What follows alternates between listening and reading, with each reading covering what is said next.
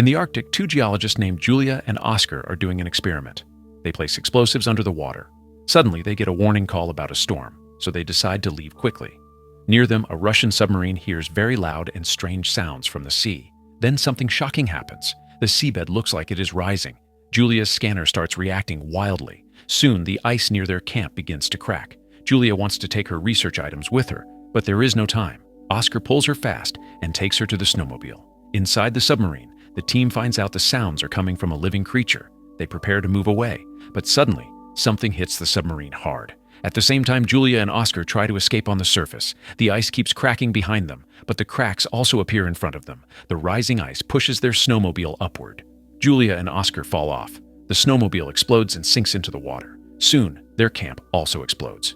The other scientists who are still there slowly sink and die. The submarine keeps getting damaged. The crew struggles to stay steady because everything is shaking. They finally fire their weapons. The light shows huge tentacles in the water. One man gets thrown through a glass screen. He becomes unconscious because of his injuries. Another officer quickly sends an emergency buoy before the submarine sinks. In the Russian Marine headquarters, they learn the submarine is missing. That submarine carried very important weapons, so they send a rescue team. Their job is to find the weapons or destroy them. The mission leader is Victor. He is the brother of the missing captain. Victor's family feels scared for him. His mother gives him his dead father's watch for good luck. That night, Victor reaches the docks. He finds out Admiral Olshansky is also joining the mission. The first mate worries because Olshansky seems old and difficult. When Victor enters the submarine, many crew members complain. They are angry because their vacations were interrupted. Meanwhile, Julia and Oscar are walking in a strong snowstorm. They try to get phone signal, but cannot. Julia keeps looking at the phone screen and almost falls into a deep hole. Oscar saves her in time. Finally, her phone gets a signal from an oil rig. She calls them, but the storm is too loud. The rig workers cannot understand her properly. Then the signal disappears again and the call ends. Oscar becomes desperate and shoots a flare. After that, he collapses. In the morning, the submarine reaches the missing location. After many preparations, they dive into the sea. The crew notices Olshansky takes Victor into a private room with high officers. He makes them read a report. After reading it, they look very upset. Soon, rumors spread about the first submarine's disappearance. Back to Julia and Oscar, they find the emergency buoy stuck in the ice. They understand that someone will come to collect it, so they stop walking and decide to wait there. Later, Victor's submarine finds the buoy signal and moves toward it. Suddenly, many whales surround the submarine. The crew tries to move downward without hurting them. One whale hits a rotary screw head by accident. Victor feels worried, but Olshansky orders the crew to ignore it.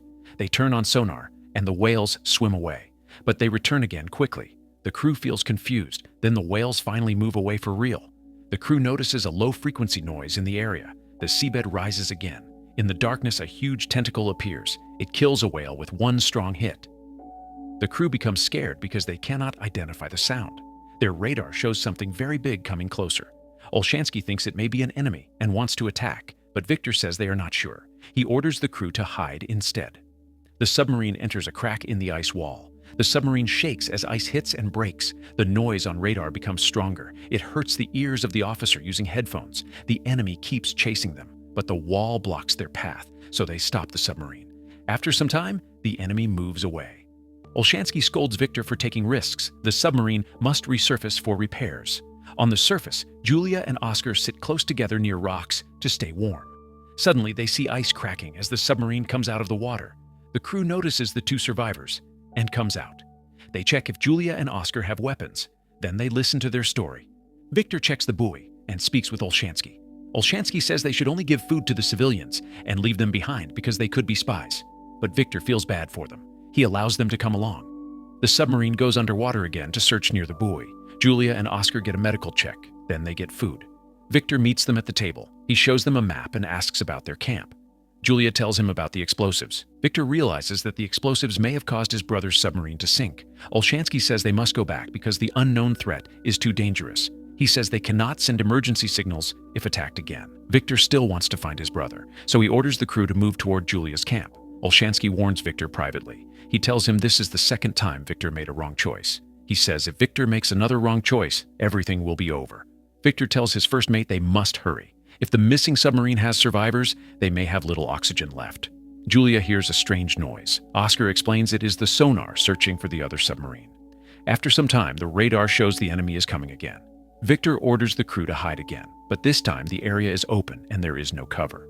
So they decide to send an emergency message to the oil rig. They get permission to hide there. The submarine starts resurfacing. On the rig, workers see giant tentacles coming out of the sea. They turn on the alarm. The tentacles attack the rig. The structures break and explosions happen everywhere. Workers panic and run, but they have nowhere to go.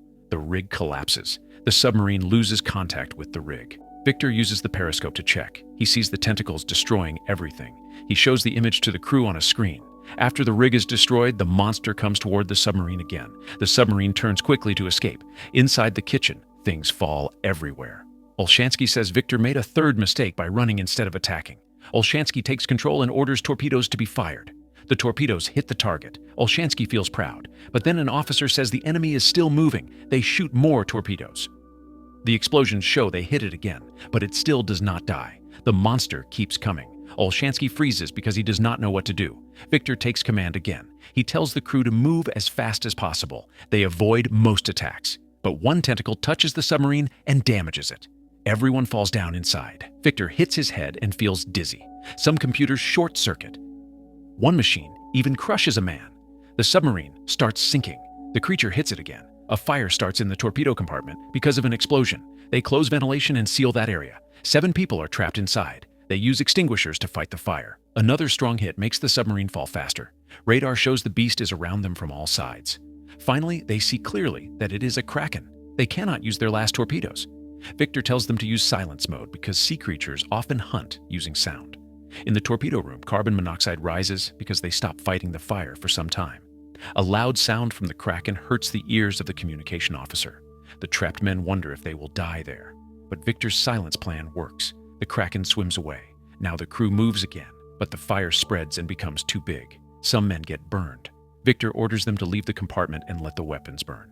Many officers get hurt while leaving. Others help them escape and close the door quickly to stop the fire. They control the pressure in the torpedo compartment and finally stop the fire. After that, healthy men start doing repairs. Injured people go to the infirmary or rest in rooms. Julia and Oscar help treat the injured crew. This makes the crew trust them. Julia also cleans Victor's forehead cut. An officer jokes that she may like Victor. Julia denies it.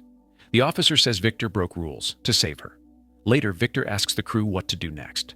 Everyone agrees they should return home because they do not know where the other submarine is. They also have no protection against the Kraken.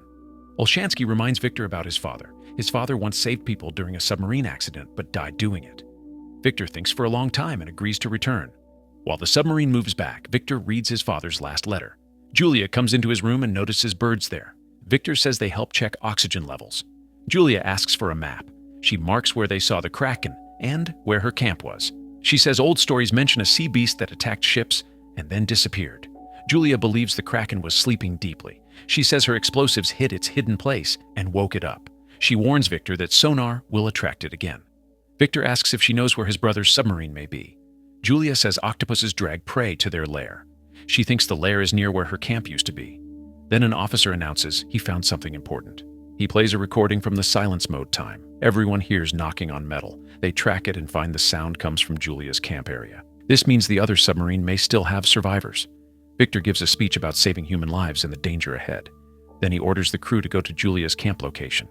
During the trip, Victor remembers his childhood and a day he got lost in the mountains. He stops thinking when they reach the search area. Suddenly, rivets fly off the machines and walls. Glass breaks and lights crack. They realize they are too deep, so they move upward. Then they see a bottomless abyss. Victor decides to send a mini-submarine to investigate. One pilot was hurt earlier, so Victor takes his place. He leaves Olshansky in charge of the main submarine. Victor and 2 officers go down in the mini-submarine. They hear metal cracking because of deep pressure. The pressure becomes dangerous. They must find something quickly or return. Then they hear an echo and follow it. They discover many sunken ships. This proves the myths were true. Soon they find the missing submarine wreck. The wreck is badly damaged, but the nose part is still okay. That means survivors might be hiding there. They try to dock the mini-submarine on top of it. Strong currents make it very hard. After a struggle, they connect successfully. Victor wears diving gear and crosses over.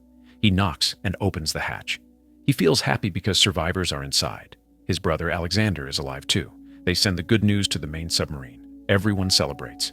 Alexander says he kept silent mode on because the Kraken caught them earlier. He only sent signals carefully to avoid attention. Victor sends as many survivors as possible into the mini-submarine, but they cannot take all of them in one trip. Victor stays behind with Alexander. A mechanic becomes the pilot for the mini-submarine. They put a tracker on the wrecked nose so they can return later, but they turn it off because it might attract the Kraken. The mini-submarine leaves safely and reaches the main submarine. Survivors are treated quickly, but the replacement pilot is too sick for another trip. Julia asks Oscar to help. Oscar has submarine experience, so he agrees. The mini-submarine leaves again. Olshansky sees on radar that the Kraken is moving again. Meanwhile, Victor and Alexander decide to take the weapons their superiors wanted. They enter the damaged area and find safe codes. When they try using them, the system does not respond. Victor keeps trying and finally turns the computer on. He is happy the weapons still work. But an electromagnetic pulse is created. The mini-submarine detects it and starts following it. In the main submarine, the crew becomes terrified because the Kraken comes closer. They land the submarine on the seabed and go into silent mode. The Kraken pushes a big rock that hits the submarine. Rivets start flying again because of pressure. Water floods one compartment. They worry they cannot stay silent for long. At the same time, the mini-submarine reaches the wreck. During docking, they hit the tracker and accidentally turn it on. The Kraken is about to attack the main submarine, but it senses the tracker and swims back to its lair. Olshansky orders the crew to use this chance and return to the surface. Meanwhile, Victor crawls through a pipe to reach the weapons in the torpedo room. The wreck blocks normal paths. Alexander hears the mini-submarine dock. He tells the crew to go inside it. He stays back for Victor. Victor reaches the weapons room and starts entering codes into torpedoes. Alexander works on the computer too. The weapons take time to load. This gives the Kraken enough time to reach them. Tentacles wrap around the submarine. Victor and Alexander talk on the radio and say sorry for their past fights. The Kraken tears off half the submarine, but it is only the empty tail part. The Kraken attacks again. The brothers coordinate and press buttons at the same time. The weapon finally starts. A powerful explosion hits the Kraken and destroys it. A huge beam of light breaks through the ice and goes into the sky. Water floods the submarine. Victor rushes back through the pipe to reach Alexander. The weapons will self-destruct soon, so they must move fast. The submarine sinks deeper. Strong waves hit inside corridors. The brothers get separated. Victor searches and finds Alexander's hand coming out of the water. He pulls him up and saves him. They climb stairs quickly and enter the mini-submarine. They close the door before water enters. Only 2 minutes are left before a big explosion. But the mini-submarine cannot disconnect. The wreck starts falling into the abyss. Victor remembers an emergency lever. He pulls it and the mini-submarine finally disconnects. They escape just in time. The weapons explode and shockwaves throw the mini-submarine around. On the surface, the main submarine is waiting. The crew almost loses hope. Then they see bubbles in the water. The mini-submarine comes back safely. Everyone celebrates. Victor tries to give Alexander their father's watch, but Alexander tells him to keep it because he earned it. Later, the crew returns to Russia. The brothers finally meet their family again.